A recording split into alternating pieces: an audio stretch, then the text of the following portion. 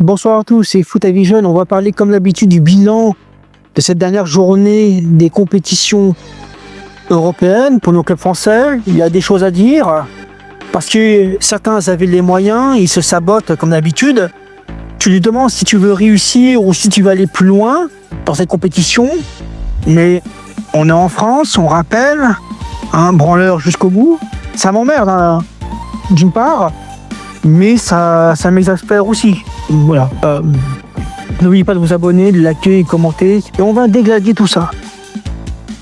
Comme d'habitude, on va commencer par la Ligue des Champions. 8e journée de cette Ligue des Champions. Paris recevait Newcastle à domicile. Résultat 1 partout. 1 point sur les 2 derniers matchs. Comme souvent, on démarre au quart de tour avec un but de Vitinha à la 8e minute.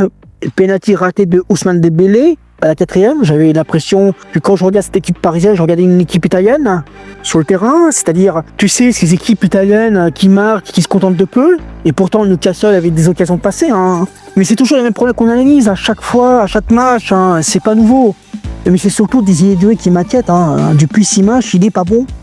Lui qui a été référence l'année dernière, là je trouve que cette saison est en demi-teinte par rapport à lui. Paris devait être dans les 8 premiers et ils finissent 11e, barragiste par rapport à l'année dernière. Ils avaient très bien commencé ces compétitions et là ils se sabordent. Et c'est très français quand on voit ça, même si les joueurs sont étrangers, la mentalité française est là.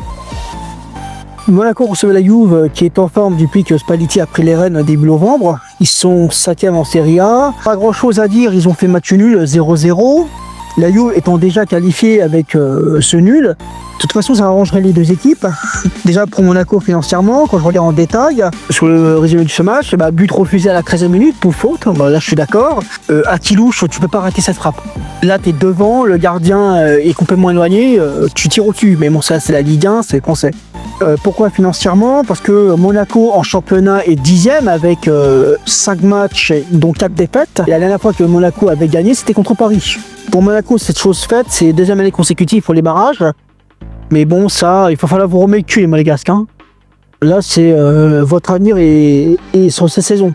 Bon, à jamais les premiers, comme ils disent, les Marseillais. L'OM a perdu contre le FC Bruges. Ce même FC Bruges qui a défoncé Monaco en première journée d'ailleurs. 3-0, c'est le score de ce match. Le pire, avec ce match désastreux, Marseillais se qualifiait, mais non. À jamais les premiers.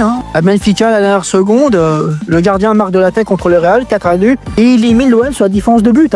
L'OM se fait double peiner par des Belges et par un gardien portugais, en finissant à la 25e place. Pour moi, je voyais l'OM se qualifier, mais j'ai constaté qu'au fil des matchs et dans n'importe quelle compétition, ils n'ont pas le mental pour réussir.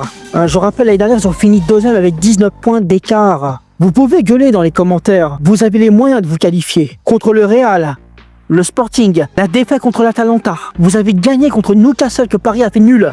Vous avez les moyens, vous avez eu avant moi 12 à 15 points de... Là, vous étiez à 9.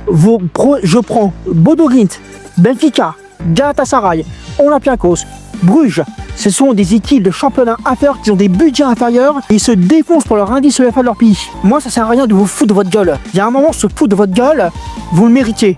Mais là, non. Et pour l'instant, je vais faire une blague là-dessus sur un short pour vous foutre de votre gueule. Là, d'après ce que j'ai entendu, De Zerbi serait sous la sellette.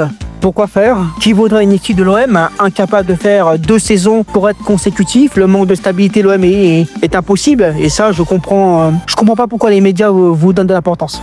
Arrêtez de donner de l'importance à une équipe qui vous déçoive au fil des saisons. Ils n'ont pas le mental ni les objectifs à atteindre. Vous prenez Lyon, c'est le contraire. Lyon, ils étaient en crise, ils ont remis le cul. Et pourtant, ils ont une dette exorbitante. L'OM, vous n'êtes qu'un club émotionnel et non un club structuré. Vous êtes trop de pression pour vous, qui vous dit soi-disant élite. Non, Lyon, c'est une élite. Vous n'êtes pas une élite. Voilà. J'ai arrêté avec là, ça va me gonfler. Bonne nouvelle en Europa League, les 2 clubs français sont qualifiés. Lyon était déjà qualifié, mais ils finissent premiers en phase de groupe. On va commencer par les Lyonnais qui accueillaient le PAOK cette semaine.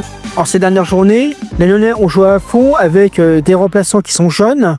C'est normal, la formation lyonnaise est une des meilleures du pays, voire même la meilleure que je considère. Grâce à ces victoires, les Lyonnais finissent premiers en phase de groupe et premiers en indice UEFA français.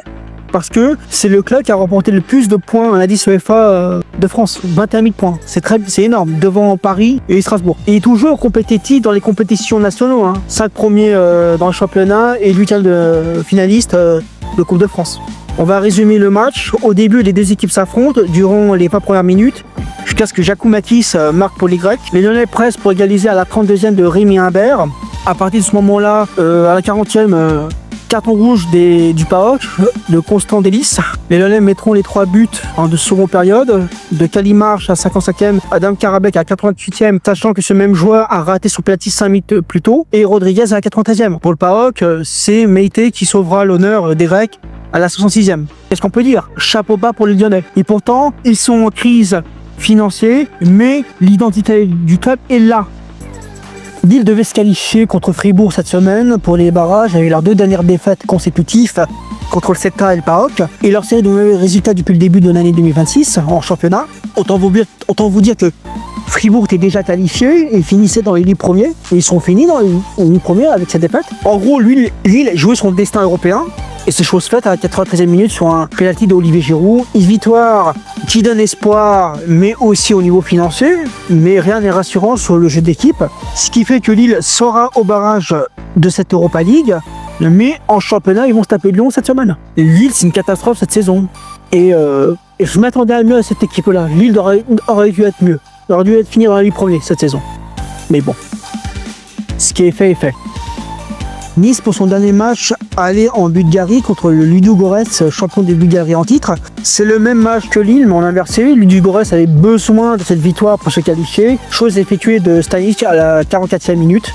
Nice finit sa campagne à la 33e place, avec une victoire en 10 matchs de compétition européenne, 9 défaites consécutives. J'avais dit cette saison que Nice n'allait pas se qualifier, mais pas dans les circonstances sur ce club. De telle crise actuelle. J'espère qu'ils vont se maintenir en Ligue 1, mais j'espère qu'ils ne seront pas dans les 6 ou 7 premiers. Pour moi, s'ils seront, ils ne méritent pas. Je suis très déçu de Nice cette saison, vu la capacité à faire.